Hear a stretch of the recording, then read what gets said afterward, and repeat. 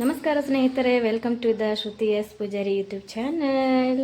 ಎಲ್ಲರೂ ಹೇಗಿದ್ದೀರಿ? ನಾನಂತೂ ಸೂಪರ್ ಆಗಿದ್ದೀನಿ, ನೀವು ಕೂಡ ಸೂಪರ್ ಆಗಿದ್ದೀನಿ ಅನ್ಕೋತೀನಿ. ಬನ್ನಿ, ಇವತ್ತಿನ ವಿಶೇಷವಾದ ಬ್ಲಾಗ್ ಏನಪ್ಪ ಅಂದ್ರೆ, ಇವತ್ತು ನಿಮಗೋಸ್ಕರ ಮನೆಯಲ್ಲಿ ಹೆಲ್ದಿಯಾಗಿ ಮಾಡುವಂತಹ ಬ್ರೆಡ್ ಮತ್ತು ಗೋಧಿ ಹಿಟ್ಟಿನ ಪಪ್ಸ್, ಎಗ್ ಪಪ್ಸ್ ಸೂಪರಾಗಿ ಮಾಡೋದು ಯಾವ ರೀತಿ ಅಂತ ಹೇಳಿ ತೋರಿಸ್ಕೊಡ್ತಾ ಇದ್ದೀನಿ. ಬನ್ನಿ, ಇವತ್ತಿನ ಬ್ಲಾಗ್ನಾಗ ಎಲ್ಲರೂ ಯಾವ ರೀತಿ ಹೆಲ್ದಿಯಾಗಿರುವಂಥ ಮನೆಯಲ್ಲೇ ಮಾಡುವಂತಹ ಎಗ್ ಪಪ್ಸ್ನ ಮಾಡೋದು ಅಂತ ನೋಡ್ಕೊಂಬರೋಣ. ಬನ್ನಿ ನೋಡಿ ಫ್ರೆಂಡ್ಸ್, ಫಸ್ಟಿಗೆ ಇಲ್ಲಿ ಒಂದು ಸಣ್ಣ ಕಡಾಯಿನ ಇಟ್ಕೊಂಡಿದ್ದೀನಿ.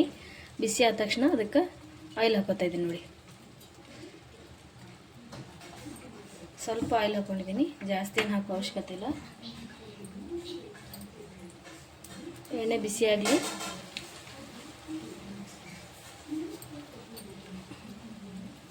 ಇವಾಗ ಎಣ್ಣೆ ಬಿಸಿ ಆಗ್ತಾ ಇತ್ತು ನೋಡಿ ಫ್ರೆಂಡ್ಸ್. ಎಣ್ಣೆ ಬಿಸಿ ಆದ ತಕ್ಷಣ ಅದಕ್ಕೆ ಫಸ್ಟಿಗೆ ಕೊತ್ತಂಬರಿ ಹಾಕೋಬೇಕ್ರಿ.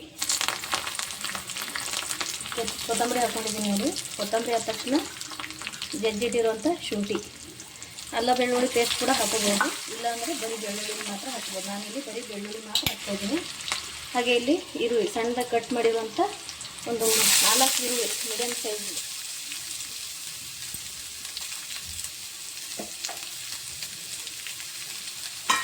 ಇದನ್ನು ನೀಟಾಗಿ ಮಿಕ್ಸ್ ಮಾಡಬೇಕು. ಇವಾಗ ಈ ರೀತಿ ಸಣ್ಣದಾಗಿ ಈರುಳ್ಳಿ ಕಟ್ ಮಾಡಿದ್ರೆ ಅದರೊಳಗೆ ಟೇಸ್ಟ್ ಸೂಪರಾಗಿ ಬರ್ತೈತ್ರಿ.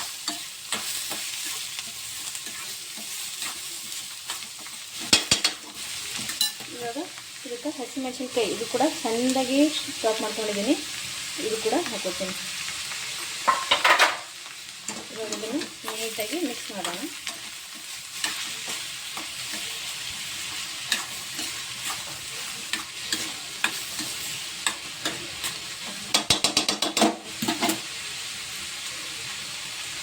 ಇವಾಗ ಇದೊಂದು ಸ್ವಲ್ಪ ಫ್ರೈ ಆಗಬೇಕು. ಈರುಳ್ಳಿ ನೀಟಾಗಿ ಫ್ರೈ ಆಗಬೇಕು.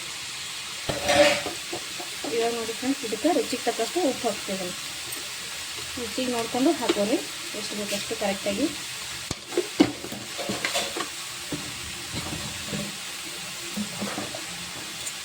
ಇವಾಗ ಒಂದು ಸ್ವಲ್ಪ ಅರಿಶಿಣ ಸ್ವಲ್ಪ ಹಾಕೋತೀನಿ.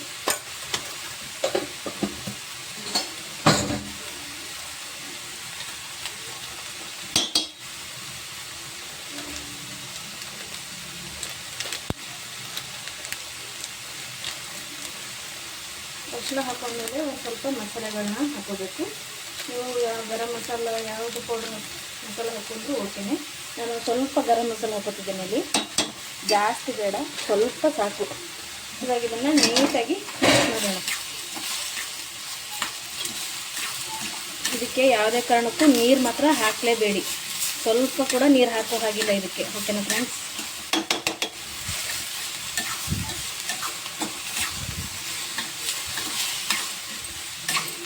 ಕಡಿಮೆ ಉರಿ ಇಟ್ಕೊಂಡು ಈ ರೀತಿ ಸ್ಟಫಿಂಗ್ನ ಮಾಡ್ಕೋಬೇಕು. ಉರಿ ಜಾಸ್ತಿ ಇಟ್ಕೊಂಡ್ರೆ ಬೇಗ ಸಿಗೋಗ್ಬಿಡುತ್ತದೆ.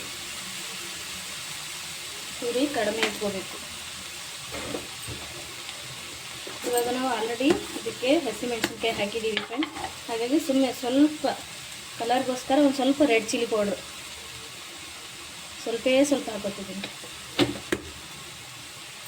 ಸ್ವಲ್ಪ ಟೇಸ್ಟ್ ಕೂಡ ಡಿಫ್ರೆಂಟಾಗಿ ಬರುತ್ತೆ, ಹಾಗಾಗಿ ಒಂದು ಸ್ವಲ್ಪ ಹಾಕ್ಕೊಂಡಿದ್ದೀನಿ.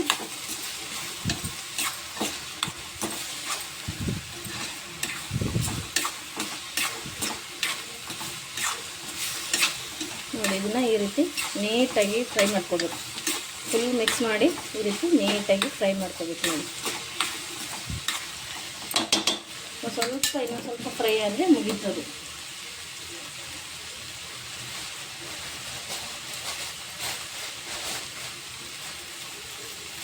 ಈ ರೀತಿ ಮನೆಯಲ್ಲೇ ಮಕ್ಕಳಿಗೆ ಎಗ್ ಪಪ್ಸ್ ಮಾಡಿಕೊಡೋದ್ರಿಂದ ತುಂಬ ಇಷ್ಟಪಟ್ಟು ತಿಂತಾರೆ ಮಕ್ಕಳು ಕೂಡ. ಹಾಗೆಯೇ ಆರೋಗ್ಯಕ್ಕೂ ಒಳ್ಳೆಯದು.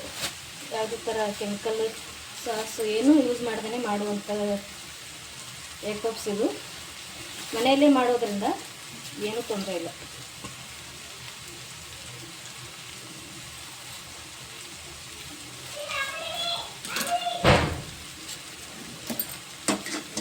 ನೋಡಿ, ಇದನ್ನು ಈ ರೀತಿ ಮಿಕ್ಸ್ ಮಾಡ್ಕೊಂಡಿದ್ದೀನಿ.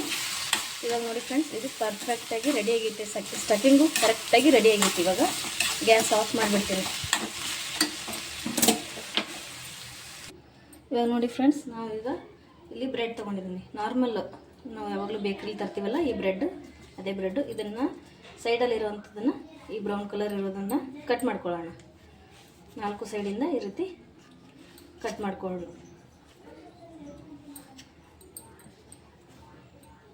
ಎಲ್ಲ ಬ್ರೆಡ್ನ ಇದೇ ಥರ ಕಟ್ ಮಾಡ್ಕೊಳ್ಳೋಣ. ಇದು ನಮಗೆ ಪಫ್ಸ್ ಮಾಡೋಕ್ಕೆ ಯೂಸ್ ಇಲ್ಲ. ಇದನ್ನು ಬಿಸಾಡಬೇಡಿ, ಮತ್ತು ಇದನ್ನು ಚಹಾ ಜೊತೆ ತಿನ್ನಬೇಕು. ಯಾವುದು ಕೂಡ ವೇಸ್ಟ್ ಮಾಡಬಾರ್ದು. ಇವಾಗ ಪೂರ್ತಿ ಇದೇನ ಕಟ್ ಮಾಡ್ಕೊತೀನಿ ನೋಡಿ ಫ್ರೆಂಡ್ಸ್. ಈಗ ಎಲ್ಲ ಬ್ರೆಡ್ಡನ್ನು ಈ ರೀತಿ ಕಟ್ ಮಾಡ್ಕೊಂಡಿದ್ದೀನಿ. ಈ ರೀತಿ ಇದನ್ನು ಒಂದು ಪ್ಲೇಟ್ನಾಗ ಹಾಕ್ಕೊಂಡಿದ್ದೀನಿ. ಯಾಕೆ ಹಾಕ್ಕೊಂಡಿದ್ದೀನಿ ಅಂತ ಹೇಳಿ ತೋರಿಸ್ತೀನಿ ಬನ್ನಿರಿ. ಇವಾಗ ಇಲ್ಲಿ ಒಂದು ಸ್ವಲ್ಪ ನೀರು ಹಾಕಿ ಒಂದು ಪಾತ್ರೆನ ಗ್ಯಾಸ್ ಮೇಲೆ ಇಟ್ಟಿದ್ದೀನಿ ನೋಡಿ. ಇವಾಗ ಈ ಬ್ರೆಡ್ಡನ್ನು ಸ್ವಲ್ಪ ಬಿಸಿ ಮಾಡ್ಕೋಬೇಕು ನಾವು ನೋಡಿ. ಇದನ್ನು ಇದ್ರ ಮೇಲ್ಗಡೆ ಇಟ್ಕೋತೀನಿ. ಸ್ವಲ್ಪ ಕೂಡ ಹಬೆ ಹೊರಗಡೆ ಹೋಗಬಾರ್ದು, ಆ ರೀತಿ ಅದನ್ನು ಮೇಲ್ಗಡೆ ಇಟ್ಕೊಂಡಿದ್ದೀನಿ ನೋಡಿ. ಈ ರೀತಿ ಇಟ್ಕೊಂಡು ಇದಕ್ಕೆ ಕ್ಲೋಸ್ ಮಾಡ್ತೀನಿ. ಈ ಬ್ರೆಡ್ ನಮಗೆ ಸ್ಟಫಿಂಗ್ ತುಂಬೋದಕ್ಕೆ ನೀಟಾಗಿ ಬರಬೇಕಂದ್ರೆ ಇದನ್ನು ಒಂದು 2 ನಿಮಿಷ ಅಷ್ಟೇ, ಜಾಸ್ತಿ ಇಲ್ಲ, 2 ನಿಮಿಷ ಇದನ್ನು ಸ್ವಲ್ಪ ಸ್ಟೀಮ್ ಮಾಡಬೇಕು. ಆವಾಗ ಇದು ಸ್ವಲ್ಪ ಮೃದುವಾಗಿ ಬರುತ್ತೆ, ಅಂದರೆ ಉದುರೋದಿಲ್ಲ, ಹಿಟ್ಟಿನ ಥರ ಮೃದುವಾಗಿರುತ್ತೆ. ತುಂಬ ಸ್ಟಫಿಂಗ್ ತುಂಬಲಿಕ್ಕೆ ತುಂಬ ಈಸಿ ಆಗುತ್ತೆ. ಓಕೆನಾ ನೋಡಿ ಫ್ರೆಂಡ್ಸ್. ಇವಾಗ ಇದು ಕರೆಕ್ಟಾಗಿ ರೆಡಿ ಆಗೈತಿ, ತೋರಿಸ್ತೀನಿ ನೋಡಿ ನಿಮಗೆ. ನೋಡಿ ಎಷ್ಟು ಸಾಫ್ಟಾಗಿ ಇಟ್ಟಿರ್ತೇಳಿ. ಇವಾಗ ಗ್ಯಾಸ್ನ ಆಫ್ ಮಾಡಿಬಿಡ್ತೀನಿ. ಇವಾಗ ಇದನ್ನು ಕ್ಲೋಸ್ ಮಾಡೇ ಇಡಬೇಕು, ಒಣಗೋದಕ್ಕೆ ಬಿಡಬಾರ್ದು ಇದನ್ನು ನಾವು. ಇವಾಗ ಸ್ಟಫಿಂಗ್ ಕೂಡ ರೆಡಿಯಾಗಿದೆ. ಇವಾಗ ಸ್ಟಫಿಂಗ್ನ ತುಂಬುವಂಥ ಸಮಯ. ಬನ್ನಿ ಇವಾಗ ಸ್ಟಫಿಂಗ್ ರೆಡಿ ಮಾಡ್ಕೊಳ್ಳೋಣ. ಇವಾಗ ಸ್ಟಫಿಂಗಿಗೆ ಇಲ್ಲಿ ಪಲ್ಯ ರೆಡಿಯಾಗೈತೆ ನೋಡಿ, ಸೂಪರಾಗಿ ಪಲ್ಯ ರೆಡಿಯಾಗಿದೆ. ಹಾಗೆಯೇ ಇಲ್ಲಿ ಮೊಟ್ಟೆನ ನೀಟಾಗಿ ಕುದಿಸ್ಕೊಂಡು ಸಪ್ಪೆ ತೆಗೆದು ಈ ರೀತಿ ಒಂದು ಮೊಟ್ಟೆನಲ್ಲಿ 2 ಭಾಗ ಮಾಡ್ಕೊಂಡಿದ್ದೀನಿ ನೀಟಾಗಿ. ಇದನ್ನು ಒಂದು ಸೈಡಲ್ಲಿ ಇಡೋಣ.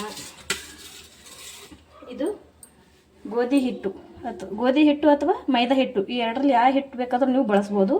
ಸ್ಟಫಿಂಗ್ನ ತುಂಬುವಾಗ ಇದು ತುಂಬ ಹೆಲ್ಪ್ ಮಾಡುತ್ತೆ. ಇವಾಗ ಸ್ಟಫಿಂಗ್ನ ಸ್ಟಾರ್ಟ್ ಮಾಡೋಣ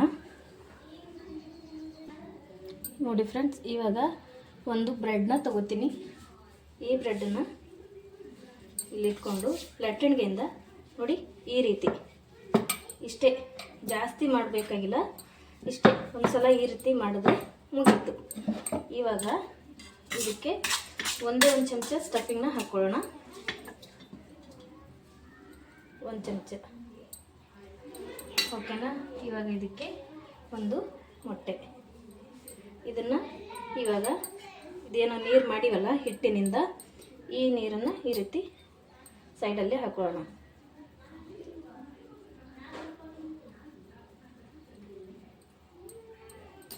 ಮೈದಾ ಹಿಟ್ಟು ಬೇಕಾದರೂ ಬಳಸ್ಬೋದು. ಇವಾಗ ಇದನ್ನು ಈ ರೀತಿ ತಗೊಂಡು ನೋಡಿ, ಈ ರೀತಿ ಇದನ್ನು ಕ್ಲೋಸ್ ಮಾಡೋದು.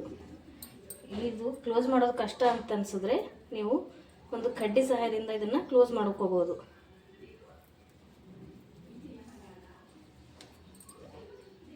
ಈ ಕಡ್ಡಿನ ಇದ್ರ ಮಧ್ಯದಲ್ಲಿ ಈ ರೀತಿ ಚುಚ್ಚಿದ್ರೆ ರೆಡಿ ಆಗುತ್ತೆ, ಸ್ಟಫಿಂಗ್ ರೆಡಿ ಆಗುತ್ತೆ.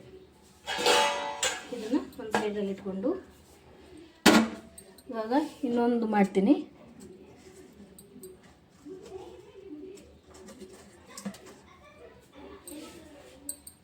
ಇದು ಕೂಡ ಇದೇ ಥರ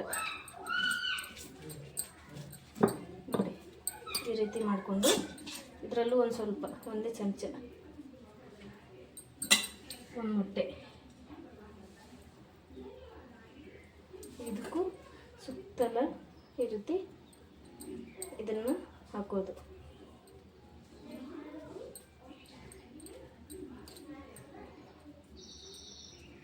ಬ್ರೆಡ್ಡು ಒಂದು ಸ್ವಲ್ಪ ಚಿಕ್ಕದಾಯ್ತು, ಇನ್ನೂ ಸ್ವಲ್ಪ ದೊಡ್ಡ ಬ್ರೆಡ್ ಇದ್ದರೆ ಇನ್ನೂ ಚೆನ್ನಾಗಿ ಬರ್ತಿತ್ತು. ಈ ರೀತಿ ಇದನ್ನು ಕ್ಲೋಸ್ ಮಾಡೋದು.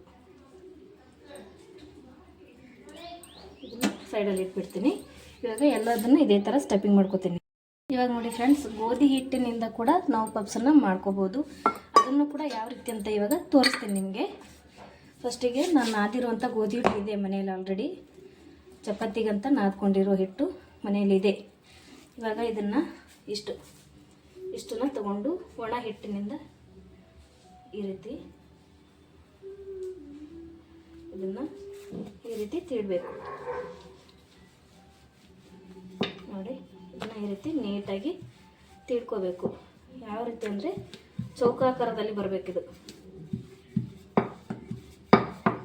ನೋಡಿ, ಈ ರೀತಿ ಬರಬೇಕು. ಇವಾಗ ಒಂದು ಸ್ವಲ್ಪ ಆಯಿಲು, ಇದ್ರ ಜೊತೆಗೆ ಒಂದು ಸ್ವಲ್ಪ ಸ್ಟಫಿಂಗ್.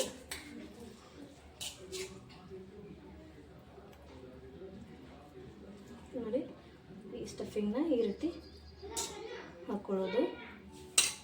ಇದು ಹಿಟ್ಟಲ್ವ, ಒಂದು ಸ್ವಲ್ಪ ಜಾಸ್ತಿ ಹಾಕೊಂಡ್ರೆ ಪರವಾಗಿಲ್ಲ. ಇವಾಗ ಇದಕ್ಕೆ ಒಂದು ಮೊಟ್ಟೆ.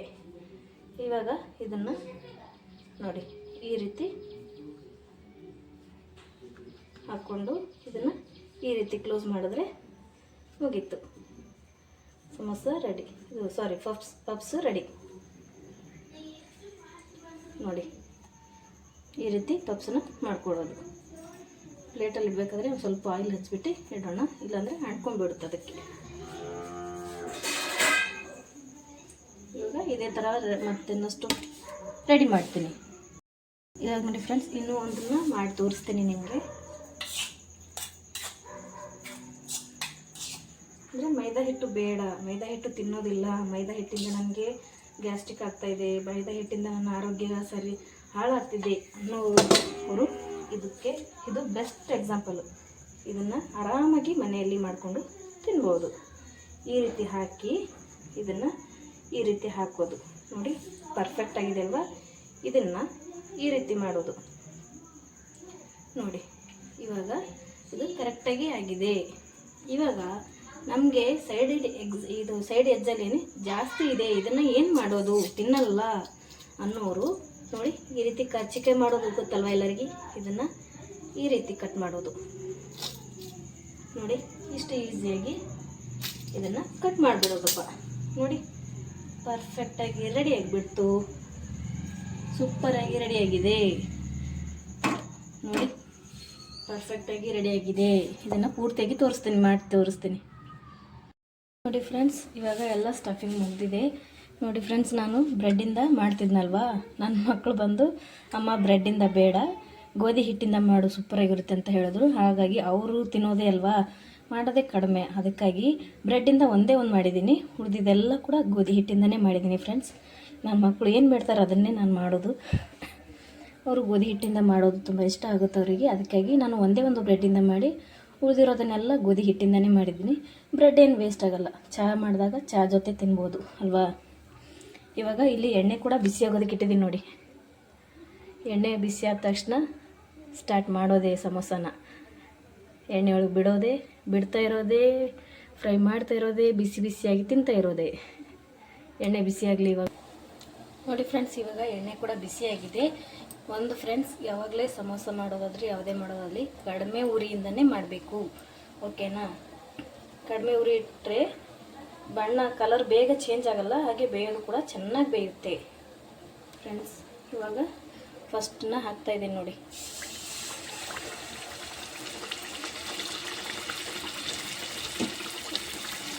ಎರಡೆರಡು ಹಿಡಿಯುತ್ತೆ, ಹಾಗಾಗಿ ಎರಡೆರಡು ಹಾಕ್ತಾಯಿದ್ದೀನಿ. ಫಸ್ಟಿಗೆ ಅದನ್ನು ತೆಗೆಯೋದಕ್ಕೆ ಹೋಗಬೇಡಿ, ಯಾಕೆಂದರೆ ಹಿಟ್ಟು ಅಲ್ವಾ ಹತ್ಕೊಂಡ್ಬಿಡುತ್ತೆ. ಸ್ವಲ್ಪ ಇವಾಗ ನೋಡಿ ತಾನಾಗಿ ಹೀಗೆ ಬಿಟ್ಕೊಳ್ಳುತ್ತದೆ. ಇದನ್ನು ಈ ರೀತಿ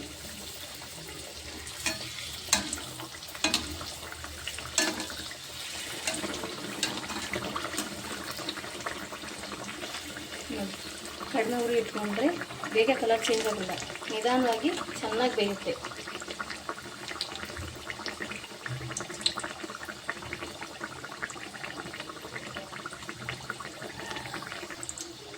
ನೋಡಿ ಈ ರೀತಿ ಕಲರ್ ಚೇಂಜ್ ಆದರೆ ಮುಗೀತು.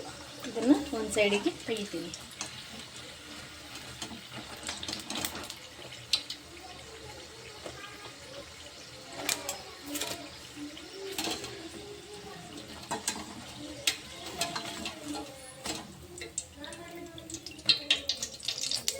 ನೀಟಾಗಿ ಎಣ್ಣೆನ ಜಾನಿಸ್ಬಿಟ್ಟು ತೆಗೀರಿ. ಇವಾಗ ಬೇರೆ ಇನ್ನೆರಡನ್ನು ಹಾಕೋಣ.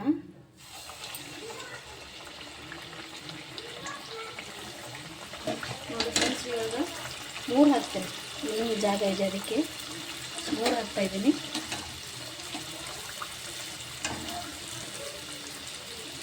ಈ ರೀತಿ ಪೂರ್ತಿ ಎಲ್ಲನೂ ನೀಟಾಗಿ ಫ್ರೈ ಮಾಡಿಕೊಂಡು ತೊಗೊಂಬರ್ತೀನಿ.